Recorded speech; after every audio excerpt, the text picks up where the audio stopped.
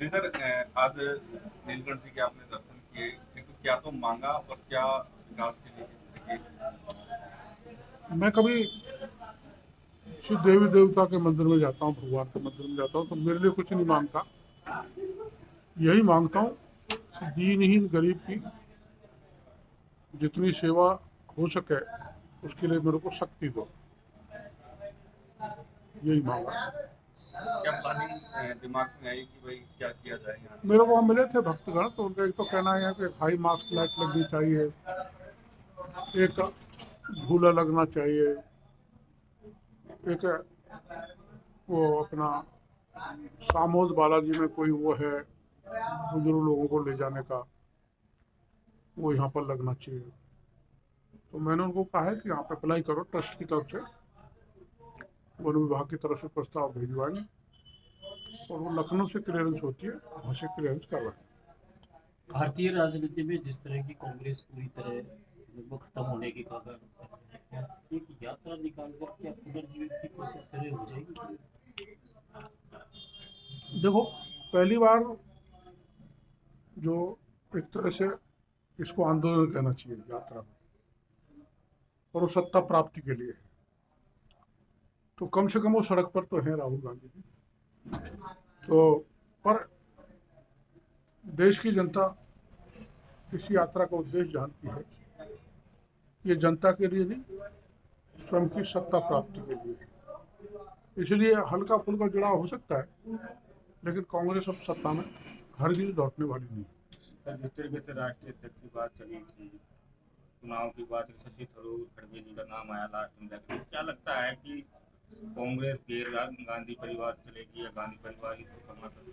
ये तो तय ही हो गया कि गैर गांधी परिवार होगा, वो भी खड़गे होगा, क्योंकि खड़गे को 10 जनपद का आशीर्वाद प्राप्त है।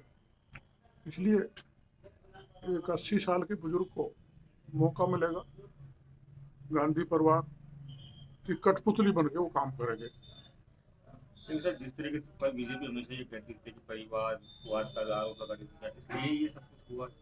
और क्या है, परिवारवाद और केवल गांधी परिवार की पकड़ बनी रहे, केवल मात्र अपना पिट्ठू राष्ट्रीय अध्यक्ष बन के बैठ जाए, इसीलिए सारी ये एक्सरसाइज चल रही है। नहीं तो फिर आप ये बताओ, शशि थरूर ने जब फॉर्म भरा तो बाकी के सीनियर लीडरों के साथ क्यों नहीं गए? खड़गे के साथ सारे गए थे, इसलिए कि उनको 10 जनपद का वरदहस्त प्राप्त है। तो ये एक पूरी तरह से पक्षपातपूर्ण चुनाव है। गांधी परिवार का खड़गे को सहारा है और इसको डेमोक्रेटिक नहीं कहा जा सकता। सर, इस बीच जो पॉलिटिकल ड्रामा हुआ, अशोक गहलोत का नाम आया, फिर लास्ट में पता चलता है कि उन्होंने मना कर दिया, तो इसको किस तरीके से देखते हैं? गहलोत साहब अपने आप को कहते हैं मेरे को कोई पद का लोभ नहीं, मैं पद लोलुप नहीं, लेकिन मात्र 1 साल के मुख्यमंत्री बने रहने के लिए उन्होंने इतना बड़ा ड्रामा कराया। क्या बिना मुख्यमंत्री के संभव है कि शांति धारीवाल जी इतना बोल जाए? महेश जोशी विप जारी करके शांति धारीवाल जी के वहाँ बुला लें, प्रताप सिंह खाचरीवासी बढ़ चढ़ के बयानबाजी कर दे, और जैसा बताया जा रहा है कि भाई 922 विधायकों ने इस्तीफा दिया है, तो बिना माननीय मुख्यमंत्री के इशारे के, बिना उनके सहयोग के ये संभव नहीं था। इसलिए सीधा इसमें गहलोत साहब का हाथ है ड्रामा कराने में। तो अब स्पष्ट हो गया है, दो चीज़ें स्पष्ट हो गई। तो कहते थे गहलोत साहब मैं गांधी परिवार का अक्षर से उनकी वाणी का पालन करता हूँ, तो वो उन्होंने नहीं किया। दूसरा, मैं जीवन भर पद के पीछे नहीं भागा, तो पद लोलुप पे ये सिद्ध हो गया। तीसरा, वो कहते थे मैं सदा अनुशासन की मैंने पालना की है। तो इससे बड़ी घोर अनुशासनहीनता कोई हो नहीं सकती जो राजस्थान में इस ड्रामा के दौरान हुई। सर, इस्तीफा दिए इतने दिन हो गए, क्या इस्तीफे इतने दिन रखने चाहिए? ये बहुत अच्छी बात आप लोगों ने पूछी है। मैं आपके चैनल के जरिए माननीय स्पीकर साहब से, सीपी जोशी से निवेदन करना चाहूँगा कि किस किस ने इस्तीफा दिया है, कितने लोगों ने दिया है, वो सार्वजनिक होना चाहिए।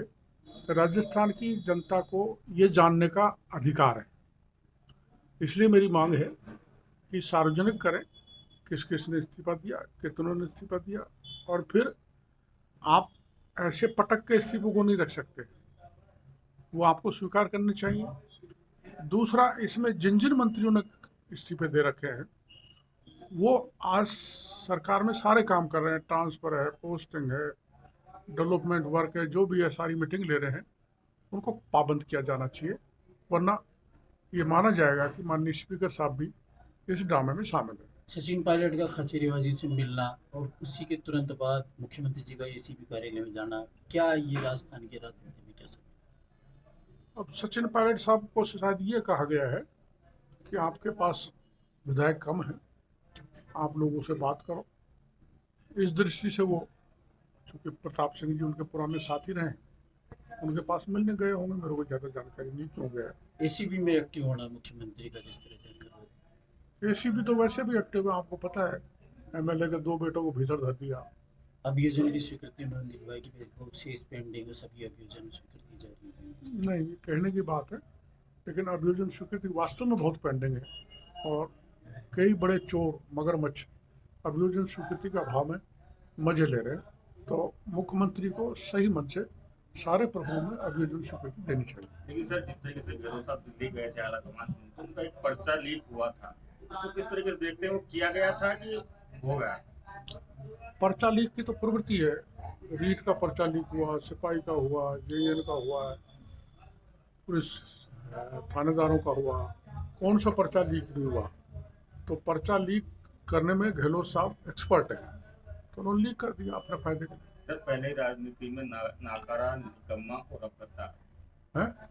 नाकारा, निकम्मा और अब गद्दार कहा गया है सचिन पायलट समर्थक। और अब कैसे सचिन पायलट को क्या किस रूप में देखते हो, क्या रहेगा? जो नकारा है और जो निकम्मा है और जो गद्दार है, वो सचिन पायलट के बारे में कहा जा रहा है कांग्रेस के नेताओं द्वारा। तो सचिन पायलट को आत्मचिंतन करने की जरूरत है। कांग्रेस की नज़र में वो गद्दार हो गए, नकारा हो गए, निकम्मे हो गए, तो अपमानजनक स्थिति में वहाँ रहना नहीं चाहिए। कोई न कोई निर्णय खुद के हित में भी और विशेषकर पूर्वी राजस्थान के हित में लेना चाहिए। क्या आपके दरवाजे भी खुले हैं क्या सचिन? नहीं, मैं तो कोई इस हैसियत में नहीं हूँ कि मैं ये कह सकूँ हमारी पार्टी के दरवाजे खुले हुए हैं, पर हाँ, वो तो निर्णय उनके हाथ में है। वो आप में जाएंगे, टीएमसी में जाएंगे, बीएसपी में जाएंगे, कि खुद का बनाएंगे, भाजपा में आएंगे, वो उनका निर्णय, उसके बारे में मैं कुछ कमेंट नहीं करना चाहता। करना चाहिए कुछ। जहाँ अपमान हो रहा हो, जो गद्दार कहा जा रहा हो, इससे बड़ा कोई अपमान हो नहीं सकता। स्वाभिमानी है तो कोई न कोई इसका जवाब पुख्ता देना चाहिए। लेकिन सर, बयानबाजी पे चुप्पी बड़ी भारी पड़ी है। बयानबाजी पे चुप्पी भारी तो पड़ी है, जब तो गद्दार हर छोटे भाई कहने लगे। मेरे मामा ने कह दिया, मामा जो स्वास्थ्य मंत्री हैं, उन्होंने चुनौती दे डाली, जो राजेश पायलट के खासम खास रहे हैं। तो ये तो वक्त की बात है, वक्त की बलिहारी है, चलता रहता है। लेकिन सर, जो सब गैर समर्थक जिन्होंने इस्तीफे दिए हैं मंत्रियों ने, विधायकों ने, उनका ये कहना है कि अगर चुनाव हो गए तो हम तैयार हैं चुनाव होने के लिए, अगर समय पर चुनाव होगा। आप लोग तैयार हैं? तो हम भी तैयार हैं, क्या दिक्कत है? हम तो एवरेडी सहल है, हरदम जनता के बीच में रहते हैं। इस पूरी घटनाक्रम में राजस्थान की जनता का क्या फायदा है या नुकसान? जनता का तो फायदा क्या है, नुकसान ही नुकसान है। जनता तो सैंडविच बनी हुई है कांग्रेस के झगड़े में, और जो भ्रष्टाचार चरम पर है उस पर कोई निगरानी नहीं है। प्रशासन तंत्र जो बेलगाम हो रहा है उस पर कोई निगरानी नहीं है। एक एमएलए अपने विधानसभा का मुख्यमंत्री बना हुआ है, जो चाहता है वही होता है, बड़ी मनमानी हो रही है। तो जनता भी त्रस्त है और वो ग्रुप भी त्रस्त है जो प्रेजेंट एमएलए का विरोधी है, और हमारे पार्टी के लोग तो पूरी तरह से त्रस्त हैं ही। तो आम जन त्रस्त है इनकी लड़ाई से, इनके भ्रष्टाचार। लास्ट सवाल, राजस्थान में थर्ड फ्रंट की बात करें तो आम आदमी पार्टी ने एंट्री की। आपको क्या लगता है थर्ड फ्रंट कितना सक्सेस हो सकता है, नहीं हो सकता है? नहीं हो सकता तो उसका कारण क्या है? हो ही नहीं सकता थर्ड फ्रंट, और उसका कारण है हमारे राज्य की बाईपोलर पॉलिटिक्स। कांग्रेस ठीक नहीं करे तो बीजेपी को ले आओ, बीजेपी ठीक नहीं करे तो कांग्रेस को ले आओ। ये बहुत वर्षों से चल रहा है और यही चलता रहेगा, क्योंकि राजस्थान की जनता को विश्वास नहीं है कि कोई थर्ड फोर्स भी खड़ी हो सकती है। जब तक विश्वास पैदा नहीं करेंगे सब मिलके, तब तक थर्ड फोर्स का स्कोप अपने राजस्थान में नहीं है। लास्ट सवाल, बीजेपी क्या पॉलिटिक्स रहेगी आने वाले टाइम में, क्योंकि बीजेपी बड़ा साइलेंस देख रही है, और आपकी बात की जाए तो आप बड़े जन आंदोलन करते हैं, लेकिन आपके साथ जो नेतृत्व है वो नहीं जुड़ता, उसका रीजन क्या है? नेतृत्व क्यों नहीं जुड़ता? अभी हमने विशाल रैली आपकी निगरानी में की है मीना हाईकोर्ट में, भाजपा तो का पूर्व भाजपा का प्रदेश अध्यक्ष यहाँ थे, प्रतिपक्ष के उपनेता यहाँ थे, भाजपा के सारे करता ERCP के मामले जो कि सारे जुड़े हुए थे। दूसरे को तो मुक्ति रखती ना, इसलिए तो आगे उससे पहले जितने भी आंदोलन किए, चाहे आप महुआ से पैदल जयपुर जा रहे थे तब भी कोई शर्म नहीं शंभू था। पुजारी का धरना दिया था तो सारी पार्टी आई थी, आमागढ़ में चढ़े थे तो पार्टी सारी। राजस्थान में बीजेपी किस चेहरे पर चुनाव लड़ेगी, किसी मुख्यमंत्री की या मोदी के नाम? मेरे को तो लगता नहीं कि हम आज वाला जो मुख्यमंत्री की जो नाम आ रहे हैं उनके चेहरे पर लड़ा जाए, मोदी जी के चेहरे पर चुनाव लड़ाया जाएगा। तो आपको लगता है इस बार जीतेगी, जब भी कांग्रेस दावा कर रहा है कि हम इतिहास 101% जीतेगी कांग्रेस। गलत फहमी में है, जनता धूल चटा देगी। कांग्रेस का गुब्बारा फूटेगा। फूट गया, फूटेगा।